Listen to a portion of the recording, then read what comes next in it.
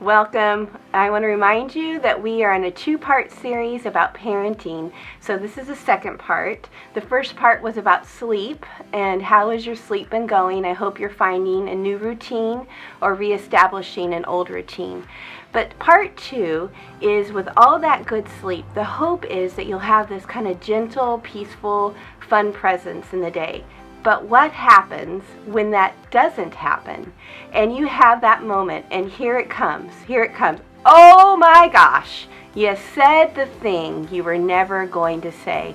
For me, when my girls were little, I had this one thing I was never going to say, and it went like this: quit crying or I'll give you something to cry about. Now, my mom, who never ever hurt me or hit me, would say that when brushing my hair, because I had a very sensitive head and hated having my hair brushed. So I was never going to do that. As a child who was easily shamed, I would kind of lock down. And then came Claire, who wanted her hair evenly down the center with the perfect amount of hair on each side.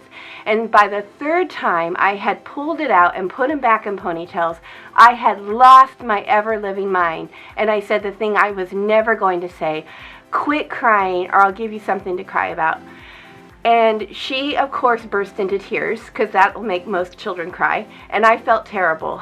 So she went to her room and I went, I'd like to say, to my quiet place, but actually what I had to do was work it out with the Lord, because my shame in that moment over parenting was intense. And so what I needed to do was to go back and confess. So first I confessed to God, and then I went back and confessed. And did you know that it's 5 years old is not too young to confess to a child and ask for forgiveness? Now, why was I thinking of that story today?